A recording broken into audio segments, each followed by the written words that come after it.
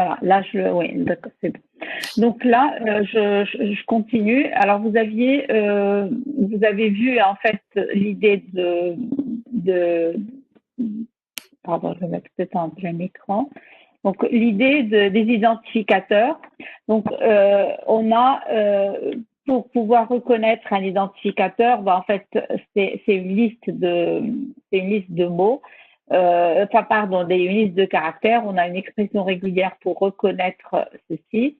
Le seul souci que nous avons avec cette notion d'identificateur, c'est que si vous prenez un identificateur et si vous prenez un mot-clé, on a exactement la même règle pour les reconnaître. C'est-à-dire qu'un identificateur, c'est une suite de caractères alphanumériques dont le premier est alphabétique.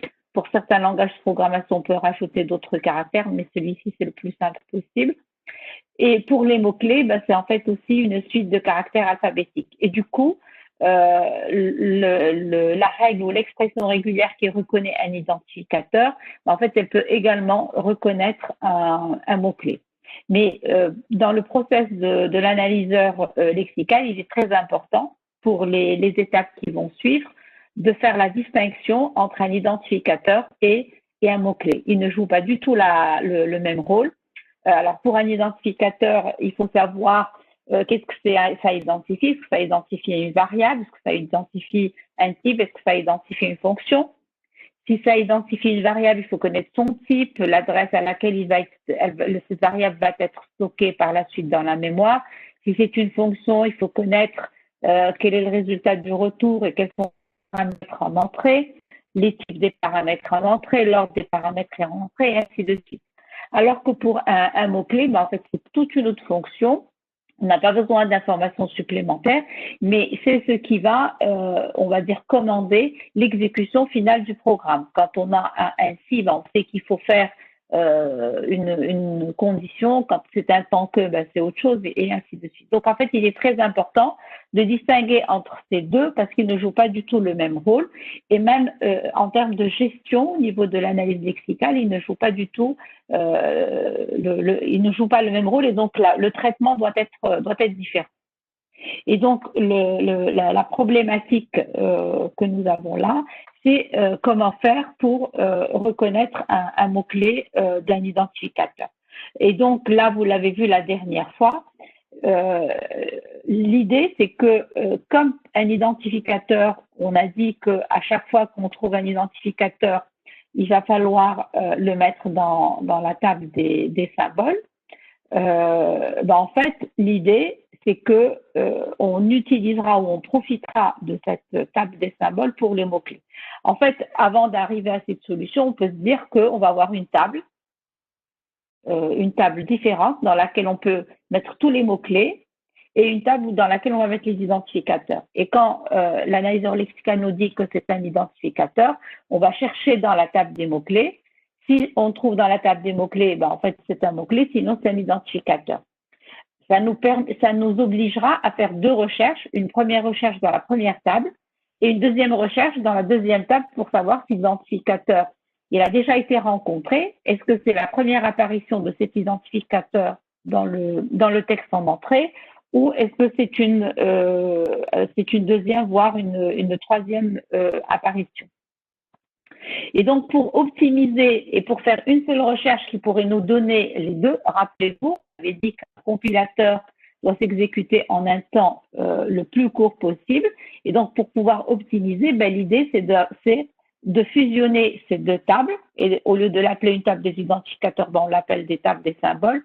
Mais s'il vous plaît, notez bien que dans la table des symboles, il n'y a rien d'autre que les identificateurs et les mots-clés. Alors, parfois, le mot symbole peut induire en erreur, et on a déjà vu, surtout lors des TP, des élèves qui mettent toutes les unités lexicales ou tous les lexèmes à l'intérieur de la table des symboles. Donc, dans la table des symboles, on initialise la table des symboles avec les mots-clés et on ne rajoute dans la table des symboles que les identificateurs. Donc, ça, c'est quelque chose de très important. Et du coup, ici, on a un exemple. Si je prends ici l'entrée si alpha égale alpha, je suppose que j'ai ma table des symboles, en fait, je l'initialise avec le mot-clé si et alors. Donc ça, c'est avant de commencer le traitement de l'entrée. Et dans la table, ben, je rajoute le fait que si, c'est un mot-clé et mot, c'est un mot-clé. Donc, mon analyseur lexical, il va commencer à consommer les caractères en entrée. Il trouve le mot si. Alors, le mot si, il est isolé. Il est reconnu comme un identificateur, puisque c'est une suite alphabétique, donc c'est normal qu'il soit reconnu comme un identificateur. Mais à partir de là, on cherche dans la table des symboles pour savoir est-ce que c'est vraiment un identificateur ou c'est un mot-clé. En fait, on a ici une recherche. Le fait de le chercher, on trouve le si, on trouve que c'est un mot-clé, ben on sait que c'est pas un identificateur. Ce qu'on fait, ben en fait, c'est que on retourne le fait que ce soit un mot-clé. Ensuite, l'analyseur lexical reprend le travail ou la consommation des caractères en entrée. Il identifie pas, donc il isole alpha comme étant à l'extrême et il le reconnaît encore une fois comme un identificateur. Mais pour savoir si c'est un identificateur ou un mot-clé, ben en fait, on reprend la même chose. Il y a une recherche au niveau de la table des symboles. Et ici, la recherche dans la table des symboles, elle est négative, puisque dans ma table des symboles, je n'ai pas il n'y a pas le mot alpha. Alors ici, ça nous renseigne sur deux choses. Ça nous dit deux choses. Ça nous dit, un, qu'il s'agit d'un identificateur et non pas d'un mot-clé. Si c'était un mot-clé, il aurait été dans la table des symboles. Je rappelle que la table des symboles est initialisée tout à fait au début par les mots-clés. Et la deuxième information que ça nous donne, c'est que c'est la première fois que l'on rencontre ou qu'on isole ou que l'analyseur lexical isole le mot alpha. Et donc, ça veut dire que c'est la première apparition. Et donc, qu'est-ce qu'il faudrait faire? Comme c'est la première apparition, ben, en fait, il faut ajouter alpha dans la table des symboles. Et on ajoute alpha dans la table des symboles en utilisant tout simplement ce que vous avez vu auparavant, c'est-à-dire le hashtag. Donc, un hashtag est calculé à partir de alpha. On a une clé et à partir en fait de cette clé, ben, je suppose que la clé qui a été calculée c'est ici et donc on rajoute alpha et on rajoute ici le ID. Ikram, tu dis, pardon, là il y a un chat, est unique dans la table. Qu'est-ce qui est unique dans la table? Ikram, j'ai vu quelque chose dans le chat. Ikram, tu m'entends? Je suppose que là, tu dis pour le mot-clé, tout à fait. Le mot-clé, en fait, tout à fait, Ikram. Alors, en fait, dans la table des symboles, l'occurrence si vous voulez, d'un identificateur ou d'un mot-clé apparaît toujours une fois. C'est-à-dire que c'est pas parce que je vais rencontrer alpha 5 fois dans mon texte en entrée que je vais avoir 5 fois alpha dans mon texte en entrée. Il faudra que ce soit un mot-clé ou que ce soit un identificateur, ils doivent apparaître une seule fois. Maintenant, pour les mots-clés, ben, on les a initialisés, c'est-à-dire tout à fait au départ, avant de lancer l'algorithme, on va initialiser la matrice de transition et on va initialiser la table des symboles. Et les identificateurs vont être ajoutés au fur et à mesure qu'on les croise dans le texte. Alors évidemment, la première fois qu'on les croise, ils vont être ajoutés dans la table des symboles, mais les autres fois, on ne les ajoutera pas parce qu'ils y sont déjà. Alors j'espère que c'est clair ce que je viens de dire. Si vous avez des questions, ben, en fait, vous ouvrez votre micro et vous la posez. Ikram ou quelqu'un d'autre, bien entendu.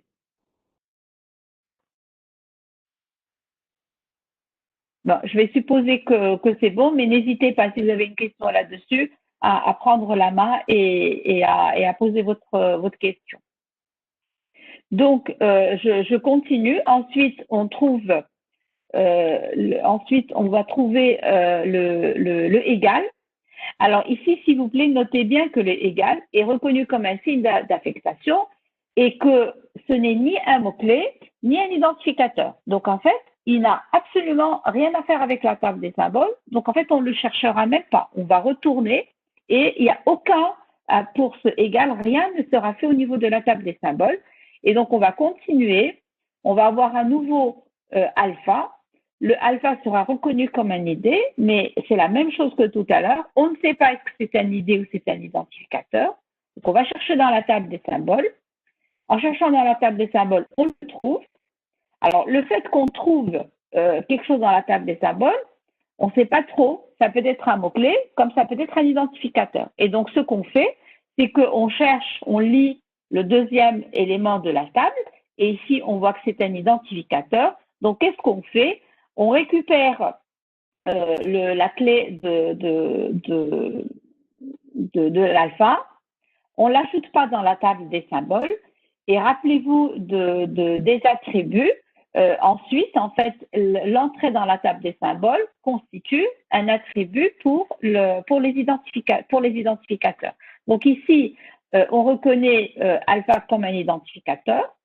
La table des symboles confirme que alpha, c'est un identificateur. Ça y est déjà, en fait, on ne l'ajoute pas dans la table des symboles. Par contre, on récupère l'entrée ici dans la table des symboles. Alors, j'espère que c'est clair. J'ai ici un deuxième exemple que je peux repasser assez rapidement. Donc, je suppose que j'ai ici une déclaration dans laquelle j'ai entier position et j'ai ici position égale initiale. Alors, initiale égale à rate fois 60. Dans ma table des symboles, je mets les mots-clés. Alors, j'ai entier qui est un mot-clé. J'ai si qui est un mot-clé. En fait, alors aussi est un mot-clé, juste on ne le voit pas ici dans la table des symboles, je pense que ça va apparaître tout à l'heure. La première chose que je vais traiter, en fait, c'est le premier, et donc j'ai traitement de entier.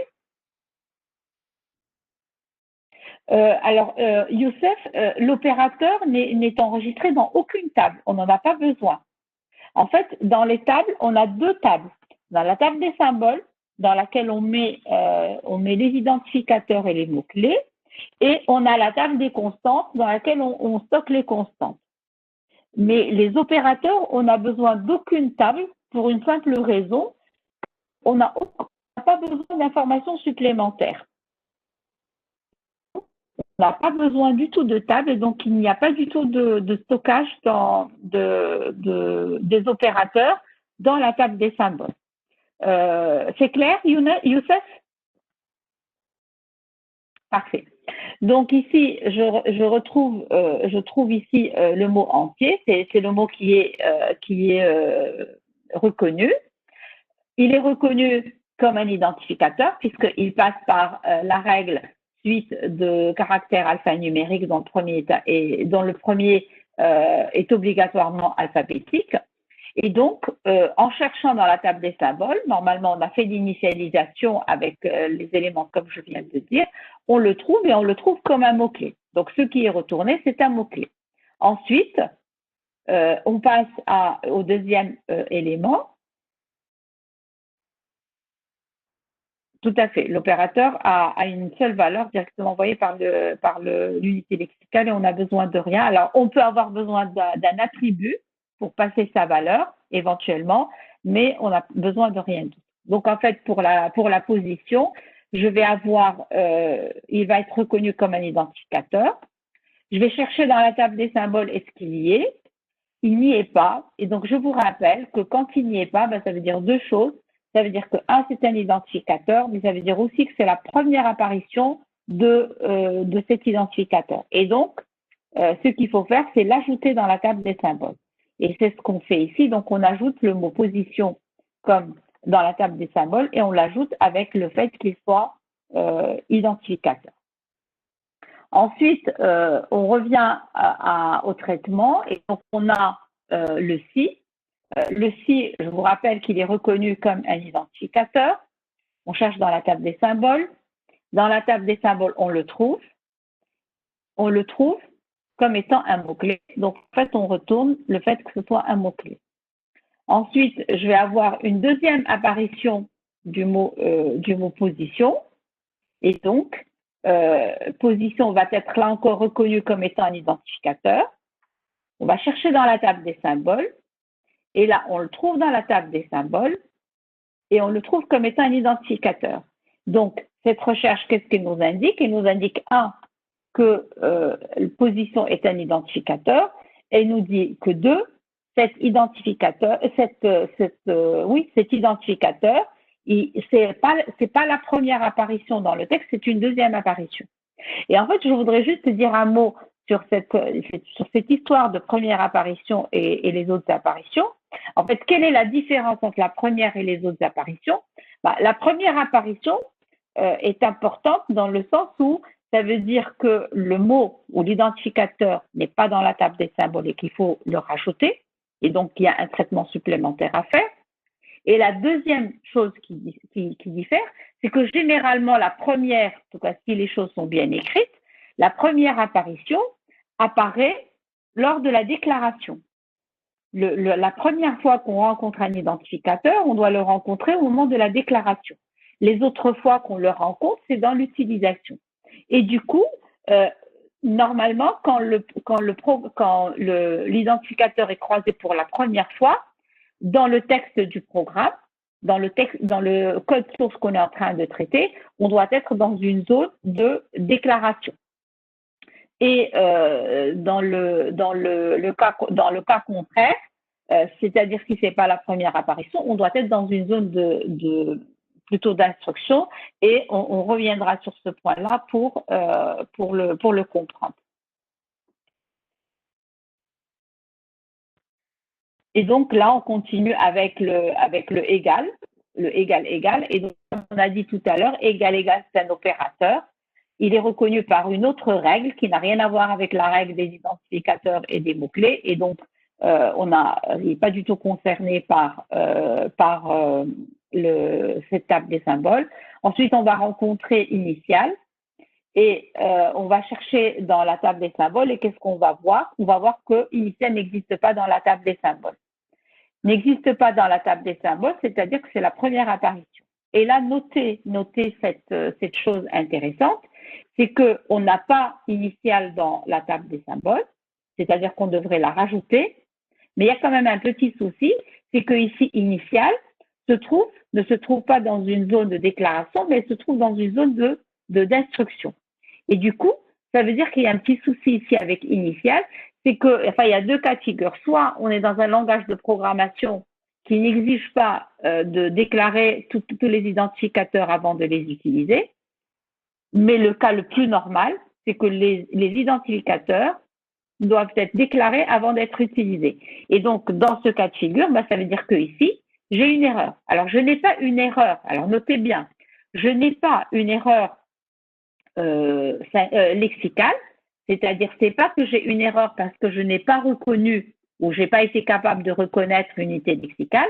Ici, j'ai bien reconnu initial comme étant un identificateur, mais j'ai en fait un autre niveau d'erreur, c'est une erreur sémantique.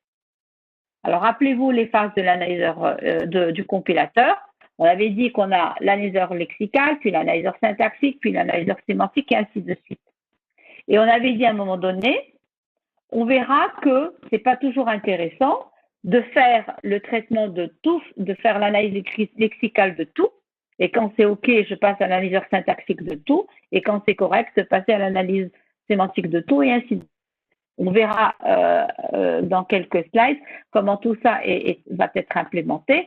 Mais on avait fait une remarque, on avait donné une remarque à dire qu'en fait, c'est pas intéressant de faire les différentes phases de manière séquentielle. Si on veut gagner du temps, c'est beaucoup plus intéressant de pouvoir faire faire de l'analyse lexicale, mais de temps en temps, pendant qu'on fait de l'analyse lexicale, si on peut en profiter pour faire plus simplement un traitement syntaxique ou un traitement sémantique, on verra peut-être même de la génération de code, c'est beaucoup plus intéressant. Et donc ici, je suis en train de prendre justement un exemple concret du cas où je peux faire du traitement sémantique, c'est-à-dire de vérifier est-ce qu'un identificateur a bien été déclaré avant d'être utilisé ou pas, déjà au niveau du lexique. Est-ce que c'est clair ce que je viens de dire?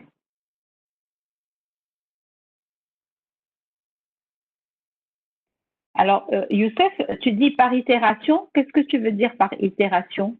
Est-ce que tu peux ouvrir ton micro et expliquer ce que tu veux dire, s'il te plaît. Bonjour madame. Bonjour.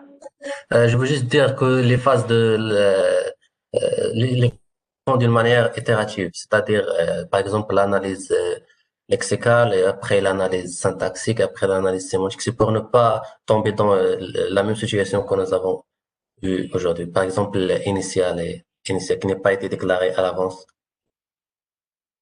Alors, quand tu dis par itération, je suis un peu gênée. Qu'est-ce que tu veux? Je sais pas très. Itération, tu veux dire que ça serait parallèle? C'est-à-dire qu'il y aurait une interaction entre les différentes phases? Oui, madame, c'est-à-dire Tout euh, à fait. Si c'est ça, je suis d'accord. merci, madame. OK.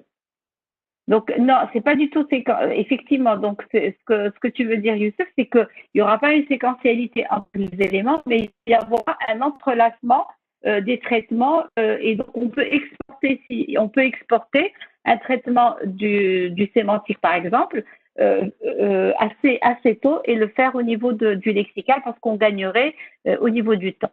Donc, est-ce que c'est clair pour les autres ce que je viens de dire? Parfait, excellent. Donc c'est clair, je continue. Et donc je profite de ceci pour dire que en fait la table des symboles, ben, en fait permet du gain puisque la manipulation de la table des symboles à ce niveau permet de traiter la déclaration des identificateurs sans effort supplémentaire. Donc en fait on va faire du sémantique avant l'heure et sans un grand effort.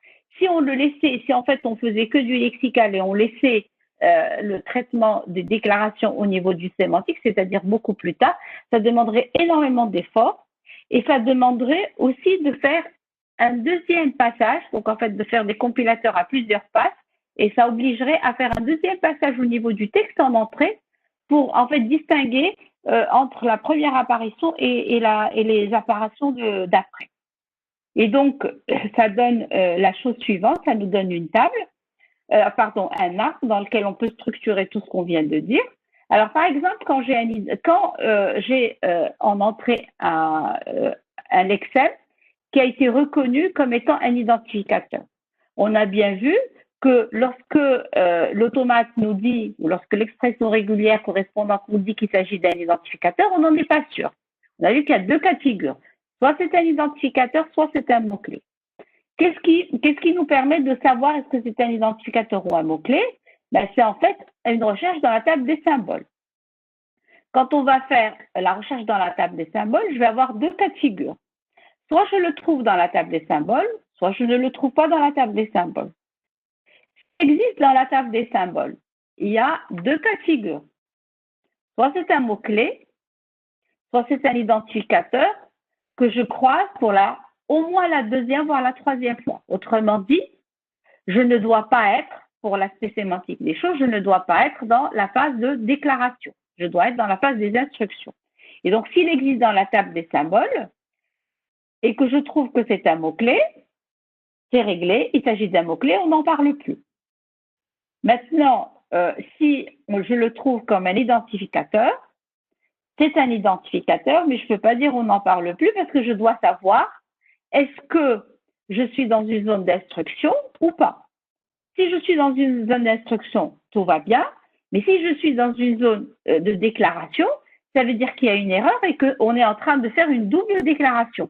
C'est-à-dire que j'ai fait entier X et un peu plus bas, j'ai refait entier X ou j'ai fait réel X ou char X ou autre chose. Et donc, à ce niveau-là, je vais dire, si je suis dans une zone de déclaration, ben en fait, c'est une erreur parce que je suis dans une double déclaration. Si je suis dans une zone d'instruction, ben en fait, je suis dans la... Enfin, tout va bien, je dis OK, tout va bien.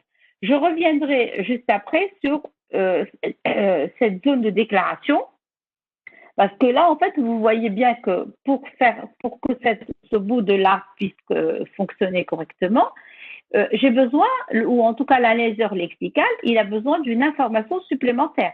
Il a besoin de savoir dans quelle zone on est. Est-ce qu'on est dans la zone de déclaration? Est-ce qu'on est dans la zone d'instruction?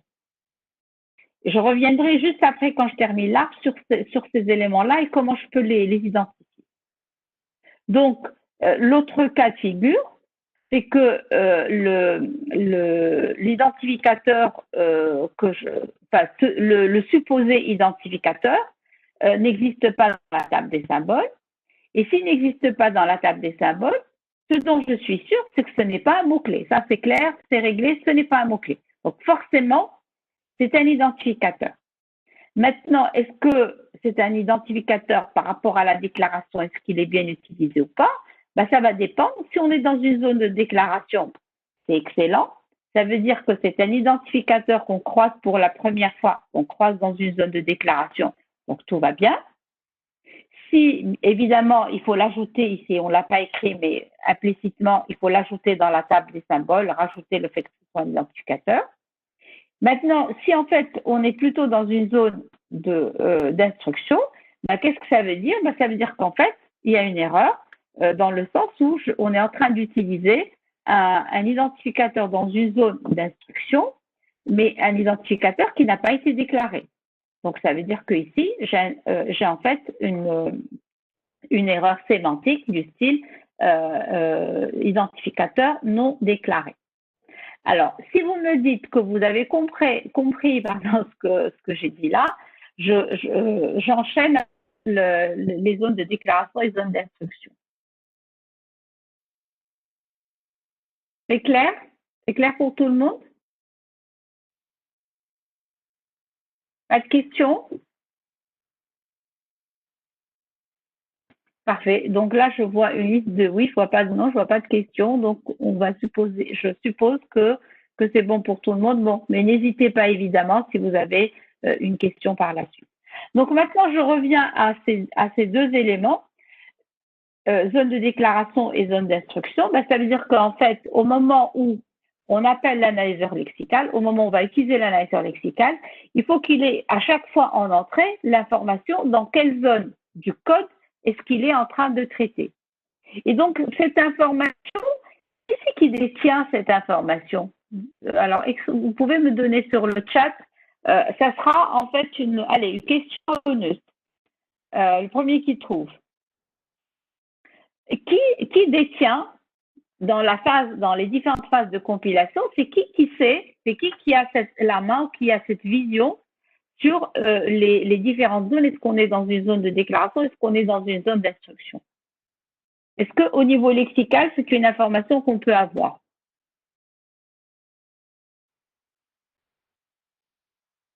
Excellent, Ekran. C'est effectivement au niveau syntaxique. Donc, Ekran, tu nous le rappelleras, tu auras un bonus. C'est tout à fait, non, pas du tout au niveau sémantique, mais plutôt au niveau syntaxique, puisque en fait, le découpage du programme avec les zones, c'est plutôt de la syntaxe. C'est la syntaxe du programme qui nous dit, ben, il faut déclarer les identificateurs avant de les utiliser. Voici l'endroit où il faut faire les déclarations. Alors, ça dépend des langages de programmation. Pour certains langages de programmation, on nous dit, avant la première instruction, ben, en fait, il faut tout déclarer. Vous avez d'autres langages de programmation qui nous permettent de faire des déclarations par bloc. Donc, par exemple, à chaque fois que vous ouvrez une accolade, on a le droit de mettre des déclarations. Et donc, cette information-là, elle est au niveau syntaxique. Et rappelez-vous qu'on avait dit, je viens de le rappeler tout à l'heure, que en fait, ce n'est pas qu'on ne fonctionne pas de manière séquentielle, mais en fait, il y a une interaction. Comment cette syntaxe est implémentée, c'est ce que je vais expliquer juste après. Donc, en fait, on va avoir une interaction entre les éléments et en fait, le fait qu'on a besoin d'une information syntaxique au moment où on est en train de faire le lexical, c'est quelque chose qui signifie que là, pour que ça puisse fonctionner, on est en train de faire du sémantique avant l'heure, mais en fait sous l'œil du syntaxique. Donc vous voyez que là, on avait dit dans les phases, on a l'analyseur lexical, puis l'analyseur syntaxique et l'analyseur sémantique. Au moment de faire du lexical, ben, on est en train de faire une partie du sémantique, mais sous l'œil du syntaxique. Donc en fait, c'est le syntaxique finalement qui joue le rôle de mettre dans tout ceci et dans l'implémentation le syntaxique va avoir un rôle hyper important et je l'expliquerai. Kautal, l'interaction doit-elle suivre la hiérarchie de cet arbre? Vous parlez de l'interaction? Non, du tout. L'interaction, je vais en parler tout à l'heure. Attendez, l'interaction, c'est pas fini. Donc là, on a juste dit qu'il y a une interaction. On a juste motivé l'interaction parce qu'on en avait déjà parlé avant. Mais je vais vous montrer comment va se faire l'interaction. Mais dans mes explications, je suis en train d'introduire cette interaction. Donc, laissez-moi juste finir et puis je vous donnerai la main pour poser des questions et puis pour pouvoir les discuter. Donc, ce que je suis en train de dire, c'est qu'au final, on se rend compte à travers cet arbre-là qu'au moment où on fait du lexical, on peut faire du sémantique, mais sous le contrôle du syntaxique, puisque c'est lui qui détient cette information capitale, qui est zone de déclaration ou zone d'instruction. Et du coup, en fait, on dit que c'est l'analyseur syntaxique qui joue le rôle de chef d'orchestre. C'est lui, en fait, qui a la vision la plus globale du texte. Alors, en fait, ce que vous devriez comprendre, on l'a déjà dit ça, mais on revient dessus, c'est que l'analyseur lexical, il a une vision locale. C'est-à-dire que quand l'analyseur lexical traite, il traite uniquement au niveau d'un lexème. Il n'a aucune idée, il est complètement amnésique, il ne sait pas ce qui s'était passé avant, il ne sait pas qu'est-ce qu'il a fait avant, il n'a aucune idée de ce qui veut venir après. Celui qui a une vision globale, c'est l'analyseur syntaxique. Lui, il a une vision beaucoup plus globale. Pas rappelez-vous, mais ça vous est, je suis sûre, déjà arrivé, que lorsque vous faites une compilation, par exemple, que vous ayez récupéré un message d'erreur du style point virgule expected ou bien parenthèse fermante expected ou ce genre de choses. Qu'est-ce que ça veut dire?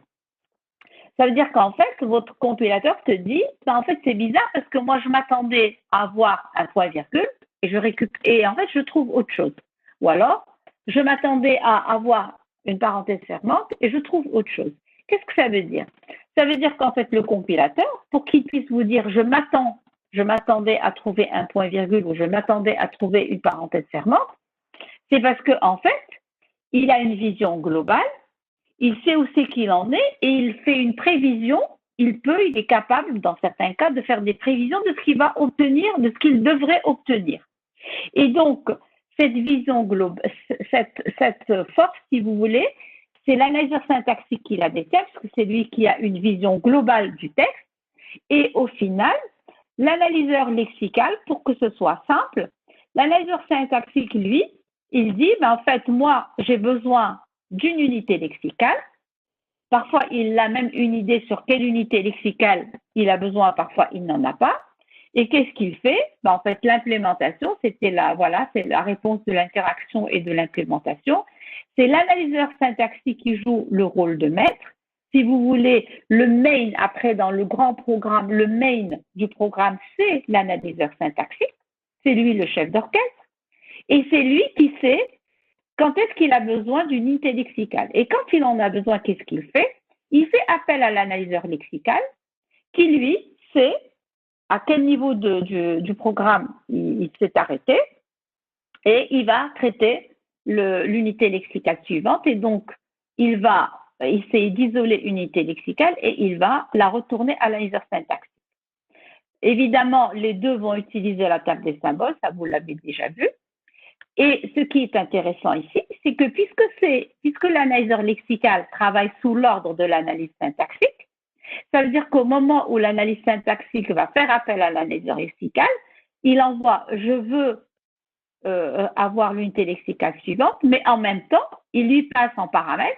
En fait, l'analyseur lexical, c'est une fonction appelée par l'analyseur lexical. Il va lui passer en paramètre l'information dans quelle zone dans quelle zone est-ce qu'on est? Pardon, je reviens en arrière. Rappelez-vous de ce que je disais tout à l'heure. Je disais que pour pouvoir faire du sémantique au niveau du lexical, on avait besoin de savoir dans quelle zone on est. En fait, c'est tout simple. au moment où l'analyseur syntaxique va faire appel au lexical pour lui demander de lui fournir l'unité lexicale suivante, il va passer en paramètre zone de déclaration ou zone d'instruction. Et donc, une fois que le lexical aura cette information qui lui vient de l'extérieur, quand il rencontre un identificateur, ben, il sait très bien le gérer et il sait très bien dire est-ce que c'est une erreur sémantique ou pas. Alors, est-ce que c'est clair ce que je viens de dire? Donc, tout à l'heure, il y avait des questions sur la manière de faire l'interaction. Est-ce que là, elle vous semble claire comment l'interaction est faite?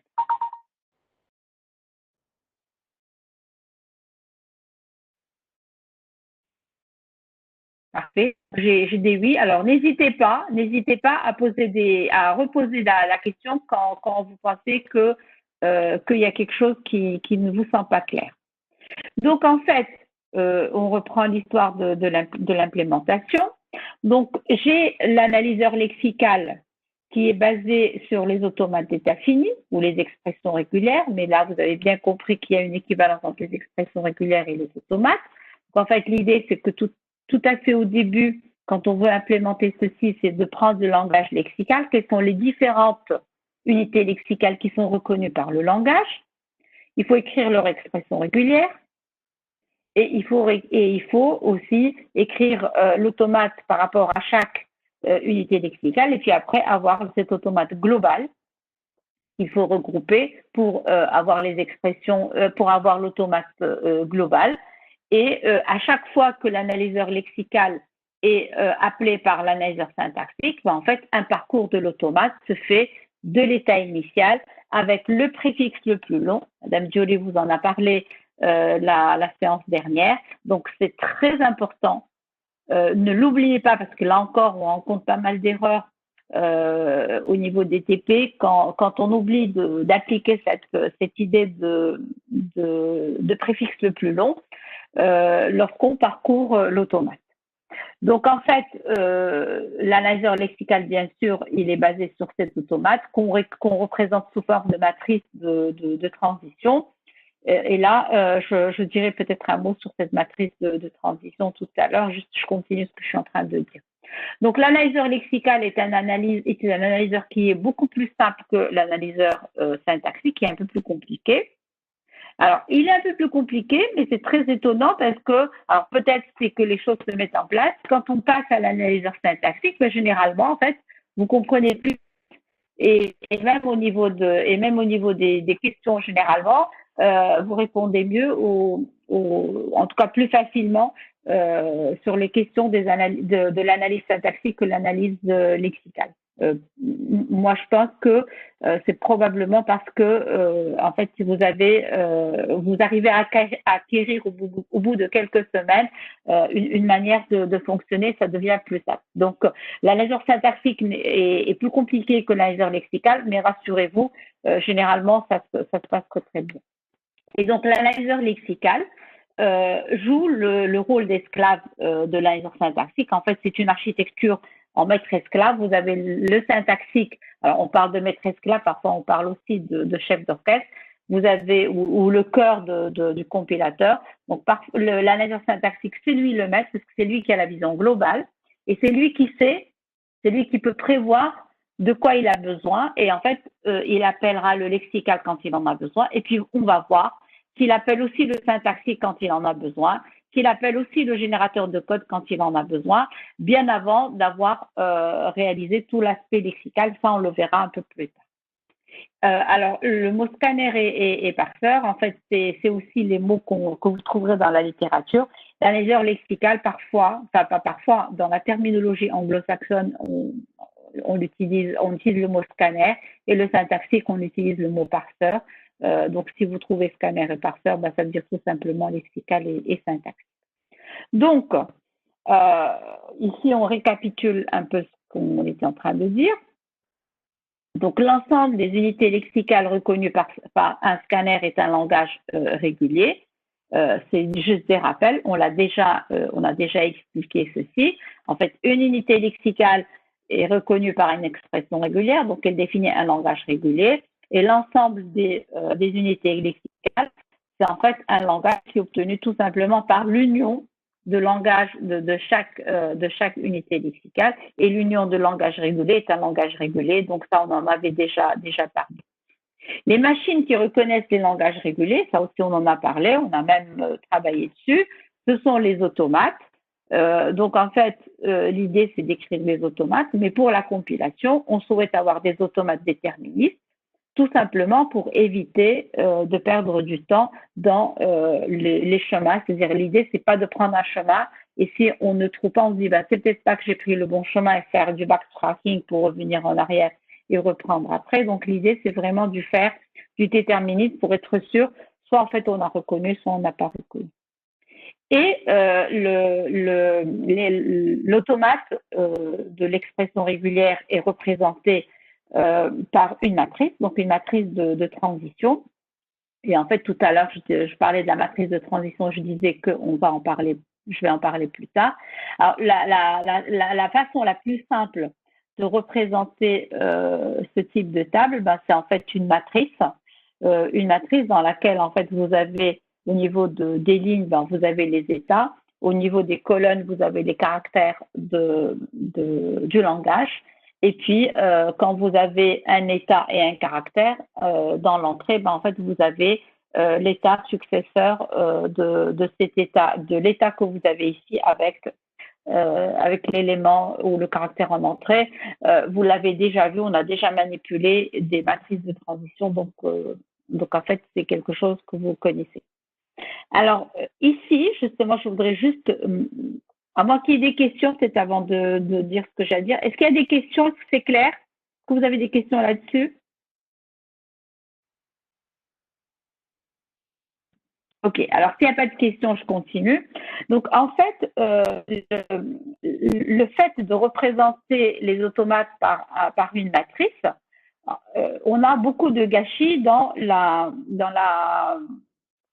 mémoire, puisque en fait, nos automates ne sont pas des automates complets, et donc il y a beaucoup de transitions qui n'existent pas, et du coup, on est obligé de tout représenter, même les transitions qui n'existent pas.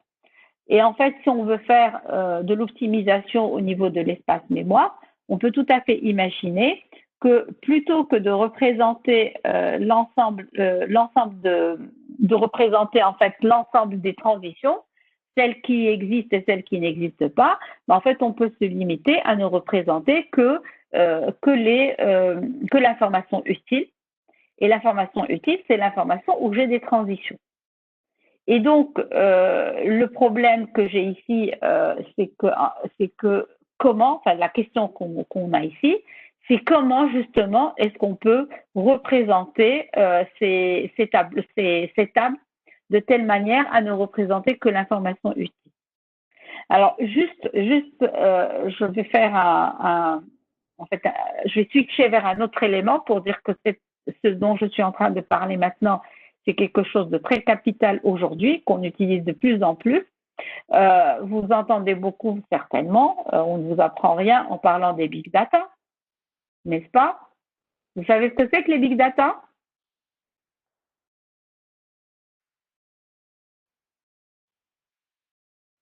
Alors sur le chat, qui c'est qui peut me dire ce que c'est que les big data? Alors je suis d'accord, là on part sur autre chose, mais en fait juste je veux mettre le point sur en fait cet intérêt aujourd'hui qu'on a de représenter ces tableaux-là. Alors tout à fait. Alors l'idée des big data, c'est bon, vous l'avez dit, c'est des données massives. En fait, c'est les données massives. Quand vous parlez de flot massif, donc le mot massif est venu pas mal dans vos réponses. En fait, vous voulez dire une grande quantité ou un gros volume de données. En fait, la réalité, c'est que pour définir les big data, c'est un peu plus que ça. Il y a le volume, effectivement, c'est un gros volume de données, mais on a aussi la vitesse. Donc, en fait, la variété, effectivement, la vitesse, c'est très bien Samia. Et aussi, la variété, en fait, on parle classiquement des 3 V, le volume, la vitesse et la variété. Alors, la variété signifie, en fait, le format dans lequel ou avec lequel on représente ces données. Donc, il y a une variation au niveau des formats de données. Ça peut être du texte, des bases de données, ça peut être des images, ça peut être du son et ainsi de suite. En fait, vous avez ça, c'est les 3 V, c'est la base, mais en fait, on parle aussi de 5 V et ainsi de suite. Je ne vais pas faire un cours de Big Data, donc je m'arrête là. Ce qui m'intéresse ici, c'est que très souvent aujourd'hui, dans les Big Data, on le représente par des graphes. Et si je prends, par exemple, les réseaux sociaux, si je prends Facebook, c'est, vous avez une notion de graphe, vous avez alors une espèce de transition. J'ai Monsieur X et Madame Y et il y a une relation entre les deux parce que celui-ci est l'ami de celui-là. Et donc, à travers ça, j'ai un graphe avec comme relation les amis. Mais tout le monde n'est pas ami de tout le monde. Et donc, je vais avoir un graphe qui va être très riche parce que, bon, si je prends le cas de Facebook, vous le savez, il y a je ne sais pas combien de millions ou même de milliards de personnes qui ont un compte Facebook, et puis vous avez des relations d'amitié entre ces personnes-là. De la même manière, si je prends par exemple Twitter aussi, vous avez aussi beaucoup de monde dans Facebook, dans je reviendrai, Kauta, sur ta question tout à l'heure. Juste, je termine et je reviendrai sur les réseaux de neurones. Donc, en fait, pour le Twitter, c'est la même chose. Je vais avoir tout le monde sur Twitter et puis vous avez, par exemple, la relation de retweeter. Il y a quelqu'un qui tweete quelque chose et puis vous avez d'autres personnes qui vont retweeter. Et là, on a des relations de retweet. Et en fait, tout ceci, en fait, est représenté par des relations. Et ça a à peu près la même structure qu'un automate. Puisqu'un automate, au final, quand on le schématise avec les ronds, c'est en fait rien d'autre qu'un graphe. C'est ce que vous avez vu. Vous l'avez vu en cours, je pense, avec Madame Diori, avec Madame ou avec Monsieur Hibé, je suppose en première année dans le cours structure de données, vous avez traité les arbres, vous avez traité les graphes. Donc en fait, c'est un graphe.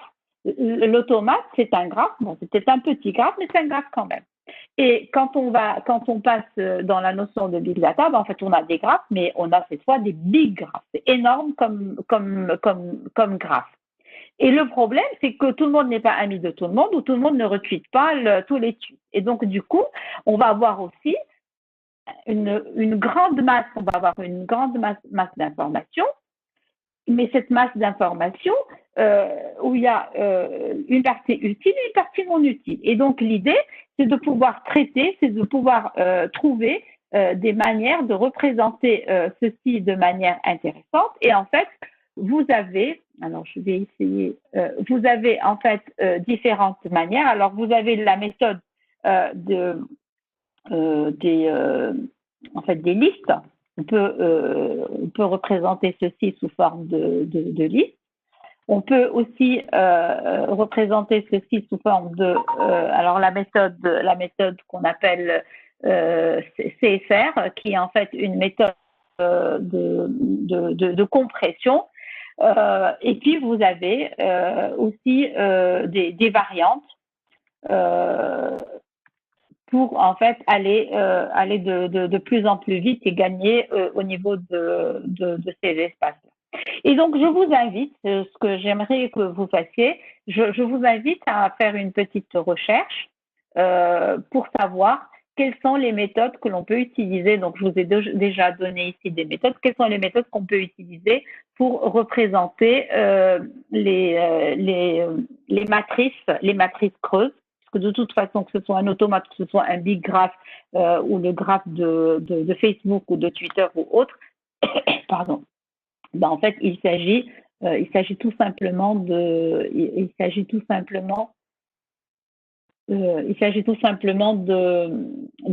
matrices creuses.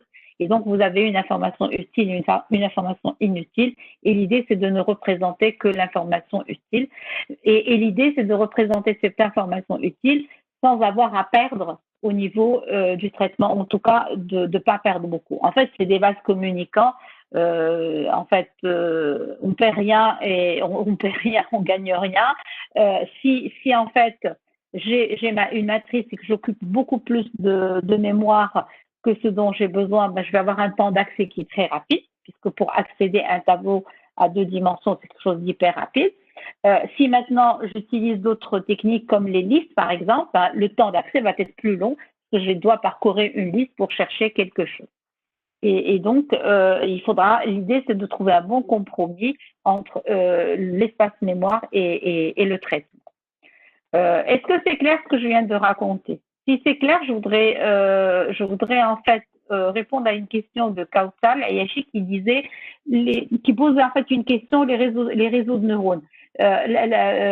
Kautsal, si tu peux allumer ton micro et me dire, tu veux dire par rapport au big data, est-ce que tu veux dire que pour traiter les big data, on peut utiliser des réseaux de neurones ou c'est quoi en fait ta question? Non, madame, c'était pas justement une question. C'était juste quand vous avez des graphes, Ah j'ai cru d'accord, oui. que vous parliez des réseaux de neurones. Je pensais que c'était Euh, ça. d'accord. Alors, les réseaux Mais de je pense pas. neurones, c'est un graphe aussi, puisque vous avez, en fait, c'est un réseau. Voilà. Et effectivement, ça peut être représenté sous forme de graphe.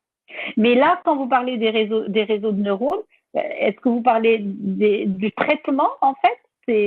Vous voulez parler des réseaux de neurones pour traiter Je parle les... plutôt de la technique, c'est-à-dire l'implémentation des réseaux et je pense pas qu'on les emploie maintenant pour les big data. Je pense qu'on a déjà des structures pour, comme En vous fait, avez mentionné. quand on parle de deep learning, on utilise effectivement, on utilise Voilà, des neurones, tout à fait. oui, Et on mais les utilise beaucoup pour les big data.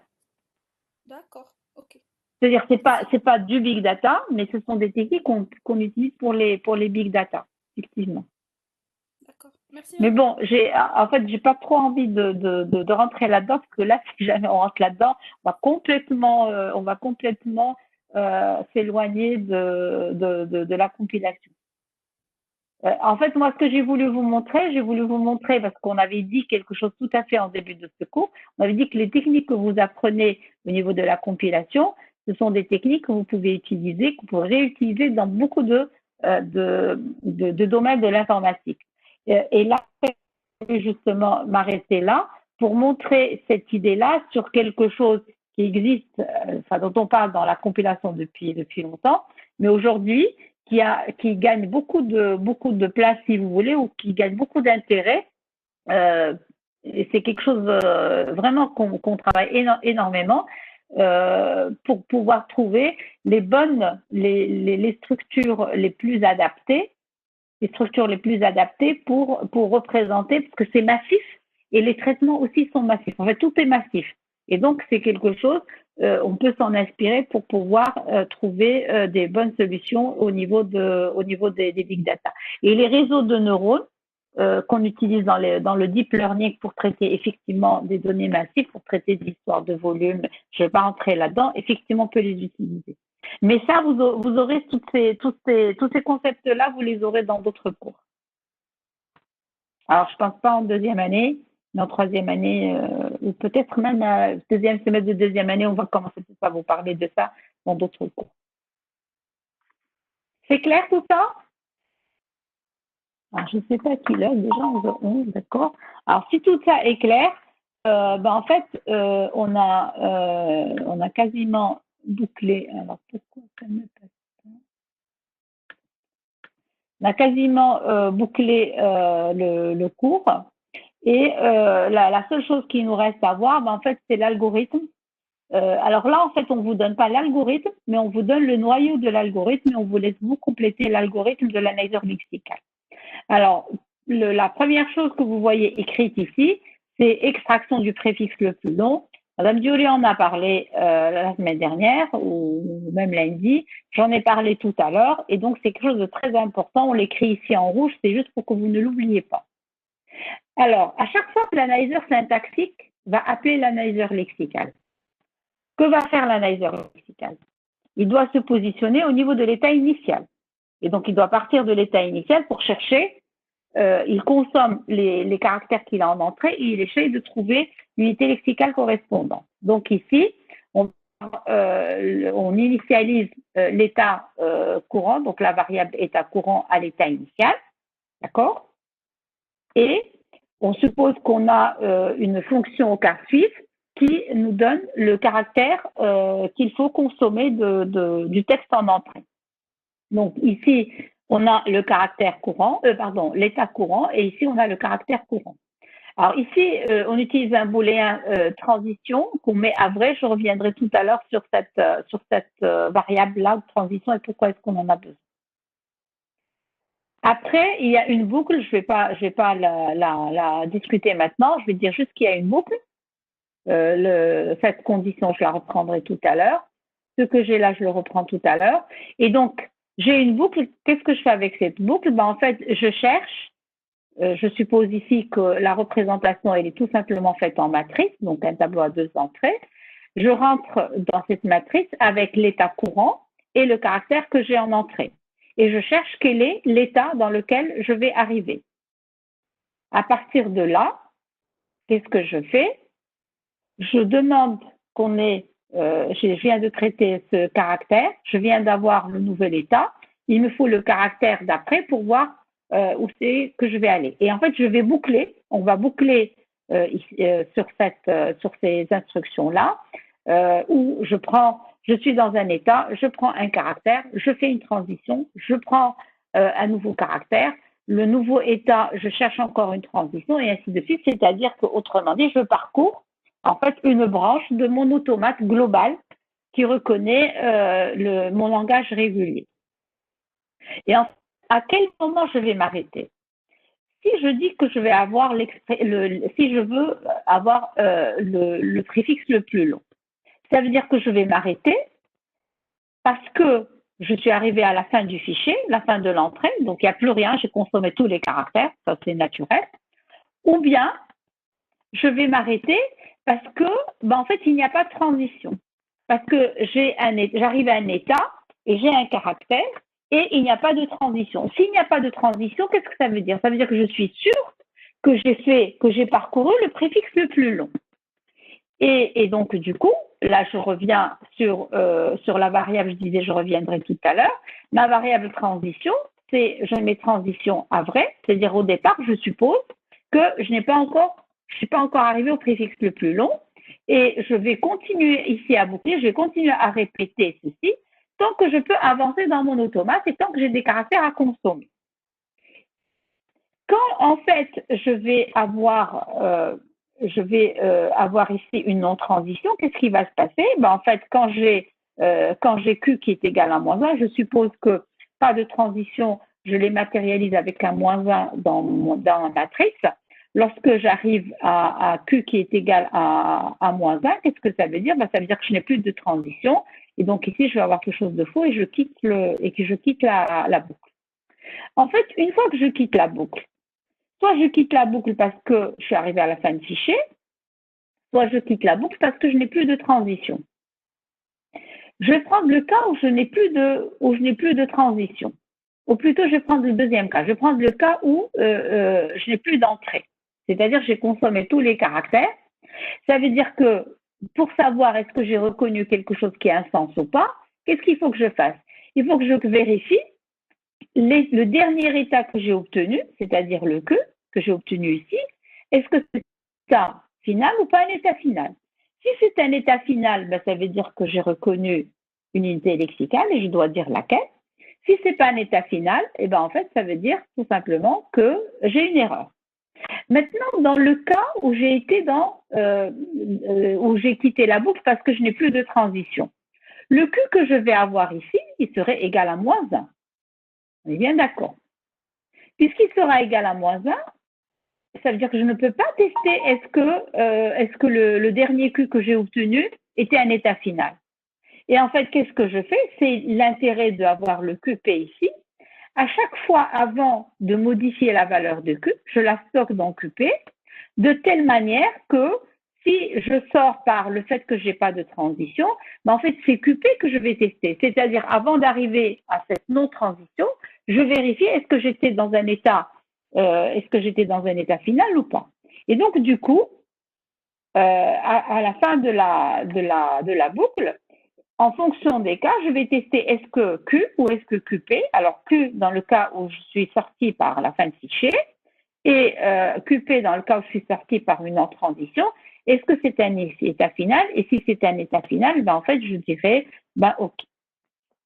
Alors, ce que vous remarquez ici, c'est que on a mis, il y a des pointillés ici et il y a des pointillés ici. Ce qui veut dire que là, en fait, ça revient à ce que j'ai écrit ici tout à fait au début du slide. On ne vous donne pas l'algorithme, mais on vous donne le noyau de l'algorithme. Ça veut dire que c'est à vous de compléter l'algorithme. Alors, avec quoi il faut compléter l'algorithme? Ben, la première chose, c'est là. Je reprends ici. Si c'est un état final, je retourne OK. D'accord, je retourne OK, je ne retourne pas erreur. Mais en fait, moi, je n'ai pas besoin uniquement de retourner OK. J'ai besoin de retourner, c'est un identificateur. C'est un opérateur, c'est un mot-clé, et ainsi de suite.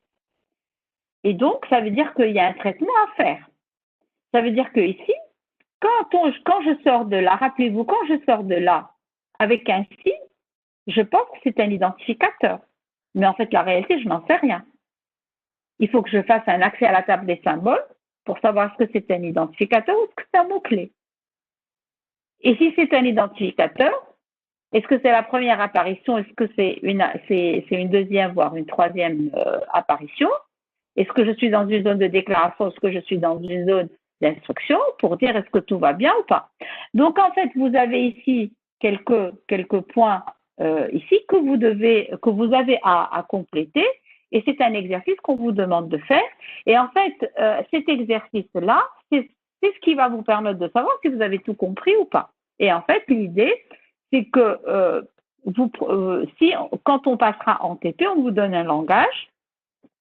À partir de ce langage, alors on aura un TD tout à l'heure, mais là, je pensais qu'on allait avoir pas mal de temps, mais j'ai l'impression que ça va être assez court, c'est pas grave, on va le commencer quand même. Donc en fait, l'idée, c'est de prendre toutes les unités lexicales et d'écrire les expressions régulières qui vont avec, les automates et ainsi de suite. Donc vous avez votre matrice de transition. Vous commencez votre algorithme. Donc la première chose qu'il va falloir ajouter à ce noyau de l'algorithme, ça devienne l'algorithme de l'aider lexicale. En fait, c'est l'initialisation de la matrice de transition, l'initialisation de la table des symboles, c'est ce qu'on disait tout à l'heure, mais également tous les traitements qu'il faut faire ici, et tous les traitements qu'il faut faire ici pour compléter, pour que tout ceci ait un sens. Donc, avec ça, on a fini en fait le cours en lui-même et on a un TD à faire qu'on verra tout à l'heure. À moins que, moi, ce que je vous propose, c'est qu'on peut tout à fait prendre 5 minutes, 10 minutes si c'est nécessaire, pour revenir sur tout ce qu'on a vu depuis le début. Si vous avez des questions sur lesquelles vous souhaitez avoir des éclaircissements.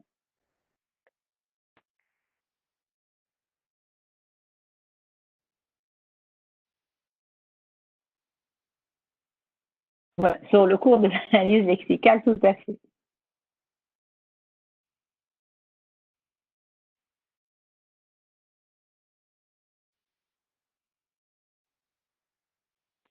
Non, c'est bon? Tout est clair pour vous?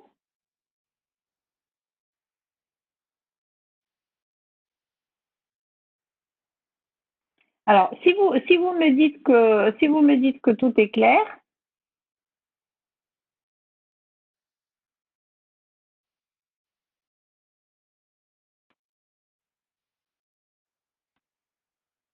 Ayoub Okrero, vous m'entendez?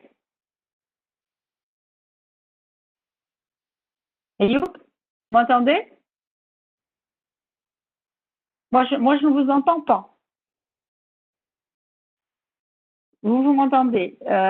Alors, est-ce que tout ce qu'on a raconté ici vous semble clair?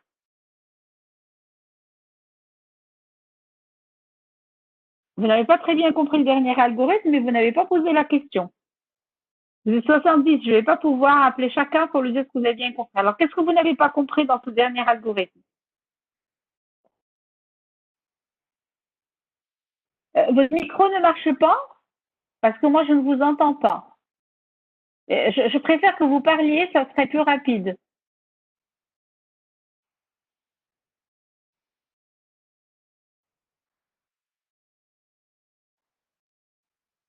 Vous m'entendez Bon, là? là, je vous entends, super. Oui. Oui, Quelle est votre question? non, je voulais dire, qu'est-ce que les parties qu'on doit ajouter à à ce noyau, Mhm. vous pouvez les répéter? Ah ben, en fait, j'ai pas tout dit. Je vous demande à vous de trouver justement les parties qui manquent.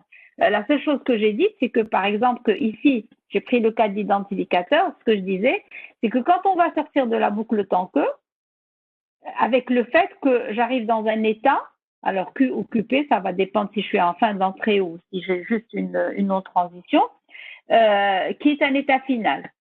Et donc, qui est un état final qui correspond aux identificateurs. Si j'ai ce cas de figure, vous savez très bien, d'après ce qu'on a dit tout à l'heure, qu'il ne suffit pas de dire que c'est un identificateur. La réalité, c'est qu'on n'en sait absolument rien. Il faut savoir si c'est un identificateur ou un mot-clé. Et donc, pour le savoir, ça veut dire qu'il faut faire la recherche au niveau de la table des symboles, tout ce qu'on a dit tout à l'heure. Si on trouve dans la table des symboles et que c'est un mot-clé, ben en fait, on retournera que c'est un mot-clé et non un identificateur. Quand on ne le trouve pas, ben, ça veut dire que c'est un identificateur, mais il faudra qu'on sache est-ce qu'on est dans une zone de déclaration ou pas. Et si on le trouve comme un identificateur, pareil, il faut qu'on sache est-ce qu'on est dans une zone de déclaration ou pas. Et donc tout ça, c'est à traiter à ce niveau-là. Tout ça, ce sont des choses qu'il faut traiter à ce niveau-là. La deuxième chose, par exemple, lorsque en fait vous allez dire que c'est lorsque vous allez trouver que c'est un identificateur, vous avez alpha et vous trouvez qu'un identificateur c'est alpha. Alpha, c'est très utile. Il faut garder l'information que c'est alpha. Donc en fait, le lexème, les caractères que vous avez à ce niveau-là qui se suivent, qui vous permettent d'avancer, si vous ne les gardez pas, à la fin, ben, vous ne savez pas du tout quel mot-clé ou quel identificateur ou quelle constante vous avez récupéré.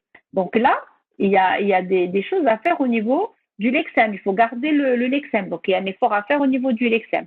Donc je vous donne des pistes, mais je ne vous donne pas tout. C'est-à-dire, c'est à vous de me dire qu'est-ce qui manque à cet algorithme. C'est bon, Ayoub, c'est plus clair?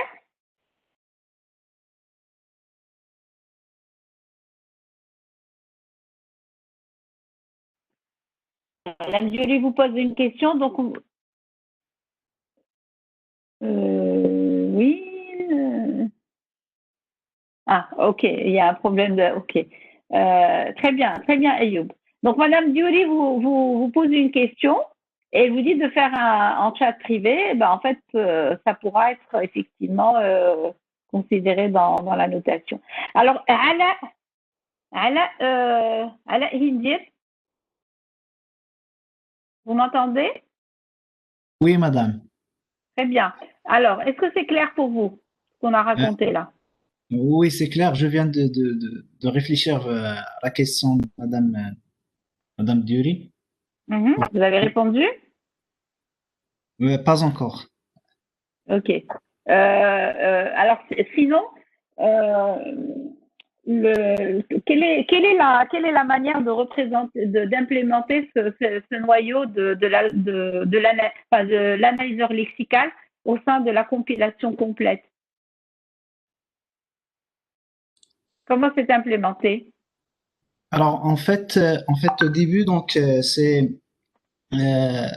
d'avoir un lexème d'abord. Donc, c'est de parcourir une séquence de caractères. Et donc, à chaque caractère, on doit savoir d'abord, c'est-à-dire, alors je peux reprendre, madame, Pas de pardon. souci, reprenez. Euh, alors, en fait, l'analyseur lexical doit d'abord parcourir le code qui est écrit par le programmeur. Et donc, euh, C'était pas ma question. C'est pas ma question. Ma question, c'est comment cet analyseur lexical qui effectivement parcourt le texte comment est-ce qu'il est implémenté au sein du système de compilation global, au sein du compilateur de manière globale. Vous m'entendez, Ala? Oui, oui, je t'entends, madame. J'ai pas bien compris la question. Est-ce qu'on parle Ici, de... je ne parle pas du slide que vous avez entre les yeux. Là, j'ai une question sur tout ce qu'on a vu. J'ai posé une question tout à l'heure en vous disant, est-ce que vous avez des questions sur tout ce qu'on a vu sur l'analyse lexical? Donc là, je suis en train de poser des questions sur tout l'analyse lexical, tout ce qu'on a vu. Et donc, ma question, c'est comment on représente dans le process, dans le programme, si vous voulez, compilation, cet algorithme-là, comment est-ce qu'il est implémenté? Alors, la question, c'est comment ça marche, c'est ça? Comment ça marche? Comment il est implémenté? Par des expressions régulières, non? Non, comme pas de manière interne. Comment il est, c'est-à-dire, vous prenez l'analyseur lexical, c'est une boîte noire. On la prend, on suppose que c'est une boîte noire. Comment cet analyseur lexical est implémenté au niveau du projet ou du compilateur, du programme compilateur global? On va dire par des relations avec le code de source, par le code source bien sûr, avec l'analyseur lexical, avec la table des symboles, c'est ça? Non, vous répondez pas. Qui c'est qui peut répondre à ma question?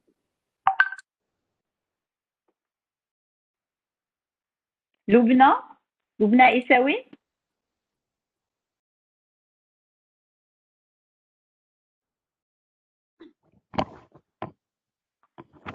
Loubna, tu peux répondre à ma question, s'il te plaît? Vous m'entendez, Tu as la madame? réponse? Oui, oui, très bien.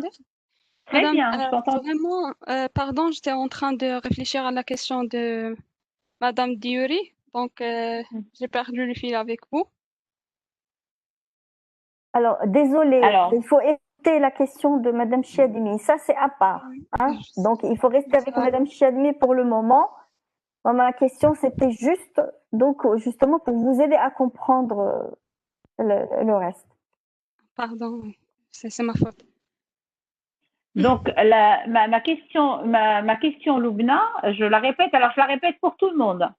Donc, la question, c'est l'analyseur lexical, cet analyseur lexical tel qu'on l'a vu, tel qu'on l'a détaillé, comment est-ce qu'il trouve sa place, comment est-ce qu'il est implémenté au sein du projet ou du programme compilateur global?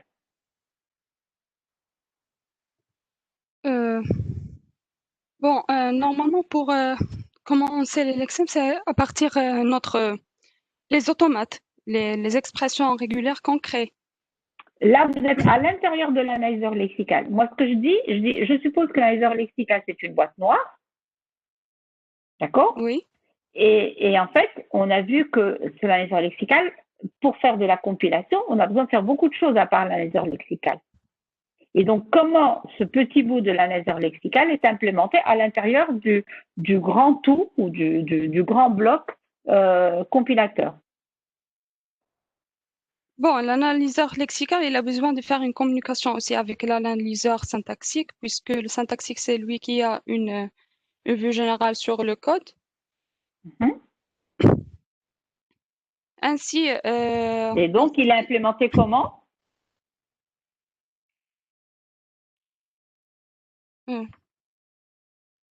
Aucune idée. En fait, vous avez une partie de la réponse qui est correcte, mais vous ne l'avez pas complétée. Ibrahimi? Madame? Ibrahimi? Ala, tu attendras ton tour, s'il te plaît. On avance et après, si tu veux dire quelque chose, tu me le diras par la suite. Ibrahimi, tu m'entends? Ibrahimi, tu es là?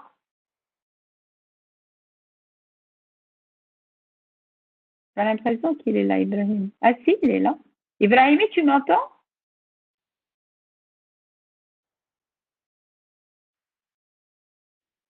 Oui, alors est-ce que tu peux allumer ton micro et me dire et répondre à ma question, compléter la réponse de votre camarade? Vous avez un souci au micro, ben écrivez.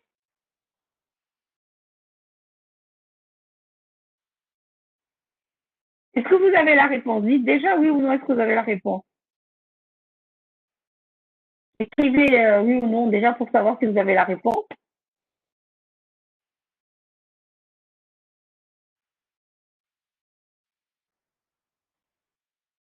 Ok, vous n'avez pas compris la question. Aïs Ben Abdelrahman, vous êtes là? Vous m'entendez?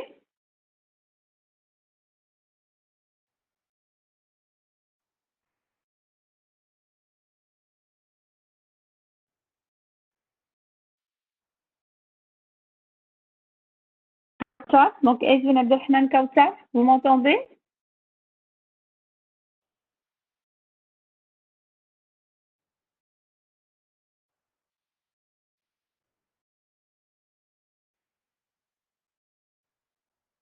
Donc, pas là. Nassiri, tu es là? Oui, madame. Oui, alors est-ce que tu peux répondre à ma question? Madame, j'ai pas très bien compris la question. Vous n'avez pas compris la question. Ça marche, ok.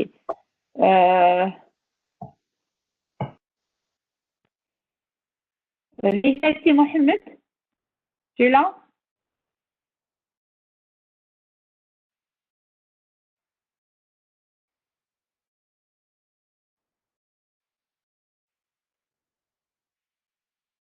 Mohamed, Lissati?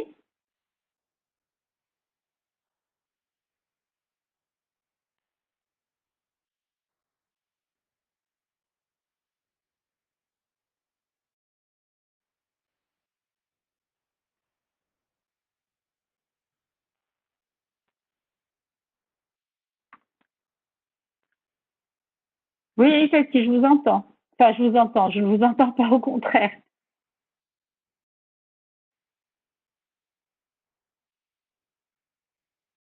Tu dois, Willy?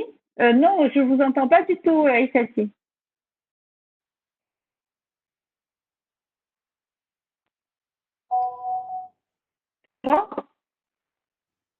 Oui, madame. Est-ce que vous avez la réponse à ma question? D'après ce que j'ai compris, elle est implémentée en faisant en fait, elle est implémentée dans le code source Qu'est-ce que ça veut dire du dans le code? programme. Qu'est-ce que ça veut dire implémenter dans le code source du programme? Qu'est-ce que ça veut dire? En fait, on pose une question, est-ce que vous avez compris tout ce qu'on a dit? Et personne ne pose ça. Alors, en fait, en privé, j'ai des réponses. Alors, je ne veux juste pas vous répondre, mais en privé, j'ai des réponses. J'ai des réponses qui sont correctes, en fait. C'est très bien pour ceux qui ont répondu, mais je vous réponds pas, juste pour laisser les autres réfléchir. Donc, en fait, je vais arrêter là je vais arrêter là le calvaire. Et je vous invite, en fait, à réviser tout le cours, du début jusqu'à la fin. Pour la séance prochaine, on peut se prendre un petit quart d'heure au début ou alors dans le forum, puisque là, on utilise les forums. Vous pouvez poser les questions dans le forum et comme ça même, on peut, si vous posez vos questions dans le forum, on peut même anticiper et comme ça, on répondra à toutes vos questions. Alors, sachez qu'on n'est pas là pour vous piéger. Les questions que je vous pose, c'est pas du tout pour vous piéger, mais c'est plutôt pour savoir est-ce que vous suivez. Notre objectif, c'est vraiment de savoir est-ce que vous suivez avec nous. On ne vous voit pas, d'habitude vous êtes là, on voit sur votre visage un peu ceux qui ont les sourcils froncés, ben, ils n'ont pas compris, ceux qui ont le sourire, généralement, ils ont compris. Là, en fait, on ne vous voit pas, donc c'est notre manière à nous. Donc ne le prenez pas comme on vous... Mais par contre, il faut poser des questions. Parce que sinon, ben, vous serez complètement largué, les TP vont commencer et on sera complètement perdu. Donc, si tu permets, oui, bien sûr. J'ai beaucoup de choses en privé, donc ça va dans tous les sens. Donc, alors, d'accord. Moi, j'ai des choses en privé qui sont oui, non. aussi. Non, moi, par contre, non. Non, il y a beaucoup de choses qui sont pas bonnes hein, en privé. Ah, Donc, oui, là, je viens de les voir maintenant. Oui, oui, c'est vrai, tu as raison, tu as raison. Oui, oui, ok. Je les avais pas alors vus. Ouais, c'est j'avais pas pour tout. ça que Ok. j'ai un peu, j'ai donné des petits indices. J'ai dit quelle est la structure de données pour compléter un petit peu ta question. Quelle est la structure de données que vous allez donner, donc que vous allez choisir pour représenter votre analyseur. Donc après tout ce qu'on a vu.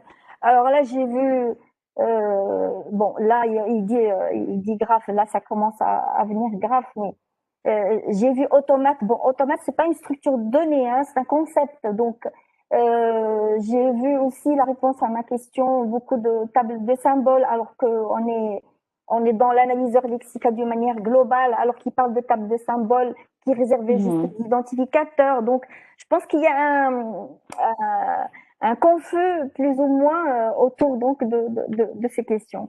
Donc, c'était juste, il faut bien mettre en tête qu'on est dans un analyseur lexical qui concerne tous les lexèmes donc du langage, d'accord, de notre langage. Donc, le code source peut contenir donc toutes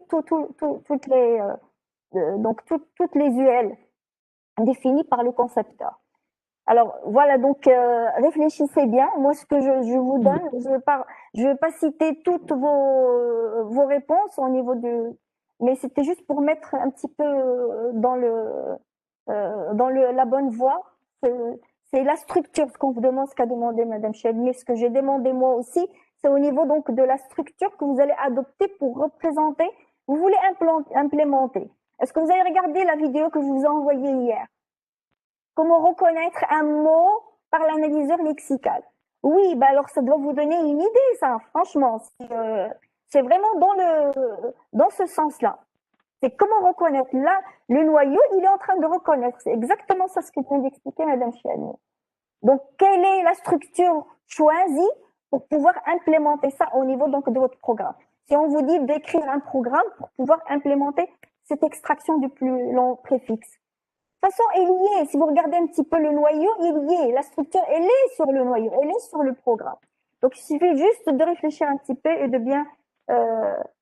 voilà, donc je te repasse le micro. C'était juste pour mettre un petit peu au point les différentes réponses au niveau du chat. Ok, donc en fait on va pas répondre effectivement. Moi j'ai vu des choses passer enfin j'avais pas tout vu, c'est vrai.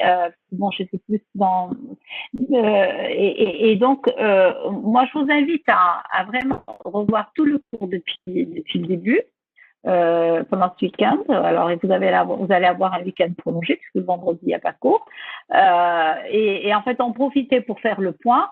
Et de cette façon, en fait, on peut tout à fait commencer lundi par répondre à certaines questions, mais on peut aussi vous en poser. Donc, en fait, ça peut aller dans les deux sens. C'est-à-dire, soit vous avez des questions à nous poser et on les développe, soit en fait, c'est nous qui allons vous poser des questions et on s'attend à ce moment-là, si on vous pose des questions, à ce que vous répondiez parce que ça veut dire que vous aviez tout compris. Bien, donc on va vous laisser le temps de réfléchir à tout ça, de revoir tout ça, de digérer. Et je sais pas quelle heure il est. Oula, alors on n'a plus beaucoup de temps, mais bon, c'est pas grave, on va quand même. Alors, ce qu'on avait prévu, je pensais qu'on allait terminer beaucoup plus vite, mais bon, c'est pas grave. L'essentiel, c'est que les choses soient bien assimilées. Donc, en fait, ici, on voulait faire un TD, un peu justement, pour vous faire la main et pour voir tout le process sur quelque chose d'assez simple. Donc ici, on prend un exemple d'une calculatrice simple et on a donc le langage si vous voulez, le langage au niveau lexical qu'on utilise contient un certain nombre d'unités lexicales, les identificateurs, les constantes numériques, le résultat, des opérateurs arithmétiques et le commentaire. Donc, un identificateur est reconnu ou est identifié par une suite de caractères alphanumériques dont le premier est alphabétique. On prend ce qu'il y a de plus simple. Les nombres ou le num, c'est tout simplement une suite de chiffres. Donc, vous voyez bien que ici, c'est juste des entiers, il n'y a pas de virgule, il n'y a rien, c'est le plus simple. Et ici, le résultat, comme on est dans une calculette, si vous faites 5 plus 2, il faudrait mettre égal. Et les opérateurs arithmétiques, le plus, le moins, la multiplication, la division et le modulo. Et les commentaires, en fait, c'est tout ce qui est compris entre slash étoile et étoile slash. Alors là, on compliquera un peu par rapport à ce qu'on a vu auparavant. C'est-à-dire qu'en fait, à l'intérieur, je peux avoir aussi bien des étoiles que des flashs. Mais ce que je ne dois pas avoir, c'est une étoile suivie d'un flash. Alors, le travail, Rajat, c'est quoi la réponse à la question déjà? On ne vous la donne pas en fait. On vous laisse encore réfléchir. Donc en fait, et l'exercice qu'on est en train de faire, cette idée, il va vous permettre en fait de creuser un peu plus et on vous laisse trouver par vous-même. Donc après, si vous ne trouvez pas lundi, on vous répondra. J'espère que vous trouverez d'ici là. Donc le travail à faire, en fait, c'est, je rappelle, il faut écrire l'expression régulière pour chaque unité lexicale. Il faut écrire l'automate pour chaque unité lexicale. Il faut fusionner les différentes automates pour récupérer ou pour en déduire l'automate global. Une fois que vous avez l'automate global, vous avez votre matrice de transition. Et par la suite, on vous demande d'écrire le programme. Et donc, lorsque vous vous demandez d'écrire le programme, c'est-à-dire qu'il faut partir du noyau de l'algorithme qu'on vous a donné et compléter le noyau de l'algorithme de telle manière qu'en fait, ça fasse un analyseur lexical. Alors ici, vous notez qu'il n'y a pas l'histoire des déclarations, n'y est pas. Donc en fait, on a simplifié par rapport à ça. On est dans un langage où vous pouvez utiliser comme on les appelle, les identificateurs sans avoir besoin de les déclarer, puisque de toutes les manières ici, on n'a pas besoin de les déclarer. Les identificateurs, c'est tous des entiers. Donc il n'y a pas de confusion possible. Ça marche? Alors, il est déjà 44.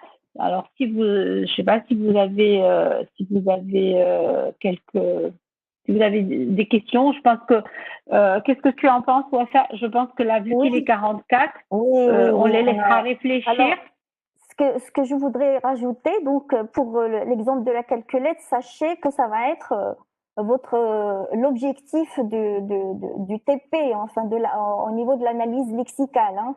On aimerait bien écrire un petit. Donc, si vous arrivez à écrire ça, à faire cet exemple, à écrire le programme de cet analyseur lexical de la calculette, ça veut dire que vous avez vraiment compris l'analyseur lexical. Donc, l'objectif, moi, je pense, on peut en faire carrément, c'est le TP global, l'objectif du TP sur l'analyse lexicale. Il fera peut-être sur 2 ou 3 séances de TP. D'accord? Donc, ça va durer, je pense, on aura 3 séances sur le TP de l'analyseur lexical. Donc, il y a bien sûr, vous avez des choses qui vont être dont on aura besoin. Donc, c'est la gestion de la table des symboles. Ça, c'est le devoir qu'on vous a donné. Aussi, la matrice creuse dont a parlé Madame Chiamli tout à l'heure. Effectivement, il faut savoir comment gérer la matrice creuse. Et la matrice creuse va concerner, bien évidemment, la matrice de transition. D'accord? Donc là, c'est un tout, en fait. Vous avez c'est l'exemple de la calculette qui est en face de vous, en fait. Il va englober, ça c'est le noyau, bien sûr, et vous allez avoir besoin, pour pouvoir écrire votre programme, vous allez avoir besoin comment gérer la table des symboles et comment représenter justement cette matrice, c'est-à-dire la représentation de la matrice creuse. Vous allez avoir besoin de deux. Donc en fait, moi je pense, si tu es d'accord, Delila, c'est que ça va être vraiment le TP qui va se dérouler sur 3 séances, Inch'Allah, pour pouvoir boucler l'analyse lexicale en termes de TP. Je dis bien TP parce que l'analyse syntaxique va commencer bientôt au niveau du cours. Delila, on t'entend pas. Active ton micro. Oui, tout à fait. Je suis tout à fait d'accord. Juste, je voudrais juste préciser aux élèves pour qu'ils ne pensent pas que en fait le rendu de ceci doit être en 3 semaines, mais l'algorithme il doit être fait très vite. C'est-à-dire après les 3 semaines, c'est pour pouvoir vérifier ce que vous avez fait, pour que le programme tourne et ainsi de suite. Mais j'aimerais bien que l'algorithme complet soit fait très rapidement. Et c'est même indépendant de l'algorithme, il est complètement indépendant du langage ou de l'étude de cas qu'on est en train de traiter. Oui, tout à fait. Ça, je voudrais vraiment que ce soit fait assez rapidement, c'est-à-dire pour la semaine prochaine.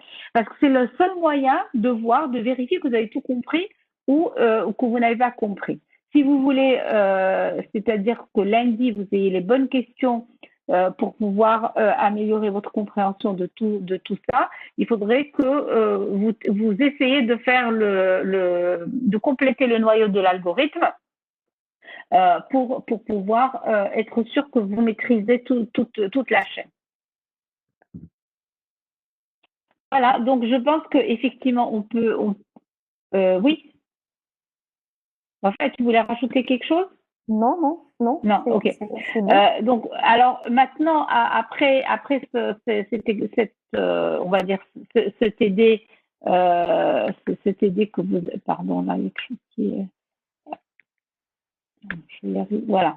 En fait, pour compléter juste l'exercice, en fait, on vous dit que 2 unités lexicales peuvent être séparées par 0,1 ou plusieurs blancs. En fait, l'idée, c'est que vous n'avez pas toujours un blanc c'est-à-dire que vous pouvez écrire 5 plus 10 égale sans qu'il y ait aucun blanc entre les éléments, et ça ne nous empêche pas de dire que 5 c'est une constante numérique, que le plus c'est un opérateur arithmétique, et ainsi de suite. Donc il faut surtout pas partir de l'idée que vous avez des blancs qui séparent les lexèmes entre eux. Donc les lexèmes ou les unités lexicales peuvent ne pas être séparés par des blancs ou par des commentaires. Donc voilà, ça c'est l'exercice, on va dire, sur lequel vous avez travaillé quelques semaines. Auparavant, on veut que vous nous complétiez l'algorithme. Et en fait, la dernière chose, alors là, vous avez ici un récapitulatif. Je pense que on va pas trop. Moi, je propose que tu en penses, Oui, non, mais de toute façon. Je pense qu'on le laissera à un autre moment, parce que de Oui. toute façon, là, on est parti sur un autre langage, donc il vaut mieux rester sur ça. J'aimerais juste préciser quelque chose sur la question que j'ai posée au niveau du chat. Comment reconnaître qu'il s'agit bien d'une UL, d'accord, au niveau donc de l'analyse lexicale. Alors, moi, je vous donne, vous vous rappelez l'automate global que je vous ai donné comme exemple le dernier cours, la dernière fois. Vous vous rappelez de l'automate global avec l'état initial et plusieurs états finaux. Vous vous rappelez? Oui, très bien. Donc, allez-y. Ma réponse, elle est là-dedans. D'accord? La réponse à ma question et même la question de Madame Chiadmi. Voilà. Tout à fait, c'est celui-là. Si, exactement, c'est celui-là. Donc, la réponse, elle est là-dedans. Donc, réfléchissez. Donc, ça, pourquoi je vous ai montré cet automate et qu'est-ce qu'il représente et pourquoi faire et regardez. Donc, je vous ai parlé des différents états finaux. Alors, comment on peut implémenter ça? Voilà, donc c'est des choses à réfléchir et ça va vous donner une idée sur comment, avec bien sûr la vidéo que je vous ai envoyée. Là aussi, franchement, vous avez de quoi écrire votre algorithme dont elle a parlé, Madame Chiadmi. Donc, voilà. Ok, la dernière chose sur laquelle j'aimerais qu'on parle avant de... C'est bizarre, ça a complètement changé là. Non, en fait, la police. Non, c'est comme quand on va vite, d'accord, il fait... Ok, pardon. J'aurais pu y aller directement, en fait. Bon, ce que je voulais... Alors, la dernière chose dont je voulais parler, pour boucler cette partie-là, c'est que en fait, l'analyseur lexical, d'ailleurs les compilateurs de manière générale, la manière de faire le traitement sont indépendants du langage qu'on va traiter, ou il y a en tout cas une forte indépendance à travers les langages que l'on va traiter. Et du coup, il existe un certain nombre de générateurs automatiques d'analyseurs lexicales qui, en fait, on leur donne le langage sur lequel, qu'on veut traiter, et on récupère en sortie, en fait, le programme qu'on vous demande d'écrire. Et donc, c'est quelque chose qui est complètement automatisé. Et ça, on fera certainement des TP là-dessus aussi. On fera au moins une séance. Et donc là, vous avez un slide qui parle du YYLex. qui est en fait un générateur d'analyseur lexical. Et on verra, dans un TP, en fait, il y en a un autre qu'on va traiter. Vous vous rappelez, on vous avait dit qu'on va, tout à fait au début, on vous a dit qu'on aura un invité qui vous parlera d'autres choses. Et donc, on va introduire avec vous un générateur et puis voir, en fait, en quoi c'est intéressant, qu'est-ce que ça permet de faire. Et puisque aujourd'hui, il y a vraiment un fort retour sur tout ce qui est compilation et optimisation en fait au niveau des compilateurs, puisqu'on a tendance maintenant avec tout ce qui est Internet des objets, Big Data et toutes ces choses-là, on a des choses qui consomment de plus en plus de ressources et on a envie que les compilateurs fassent les choses de la manière la plus optimisée possible pour que ça marche. Donc voilà, c'est le dernier slide de cette première partie. Donc avec ça, on a fini la première partie du cours. On va démarrer les TP sur ça assez rapidement. Bien sûr, ça va vous permettre aussi de comprendre et en fait d'éclaircir certains concepts. Et après, on passera bien sûr à la deuxième partie du cours, c'est-à-dire l'analyseur syntaxique. Donc voilà, si vous n'avez plus de questions, en fait, on va nous quitter. Sachez qu'il y a un quiz. Oui. Alors, justement, il y avait une question tout à l'heure dans ce sens-là, générateur automatique. J'ai dit comment implémenter, il y a des réponses générateur automatique. Oui, c'est une réponse, exactement. On peut générer automatiquement, mais ça ne veut pas dire on doit donner au générateur les outils et pour pouvoir générer. Il ne génère pas automatiquement, c'est pas un robot. D'accord, un générateur automatique, on doit lui donner bien sûr les différents duels, on doit lui définir de quoi il s'agit au niveau de notre langage pour qu'il nous génère. Au lieu d'écrire le programme nous-mêmes, c'est le générateur qui... Donc c'était juste pour compléter, parce qu'il y avait une question dans ce sens. D'accord, je l'ai pas vu, ok. Et effectivement, pour compléter, chaque générateur va avoir sa propre syntaxe. Et donc, il va falloir lui fournir les entrées selon la syntaxe qu'il assimile. Donc voilà, si vous n'avez pas de questions, on va s'arrêter là. Maintenant, sincèrement, j'aimerais vraiment que vous utilisiez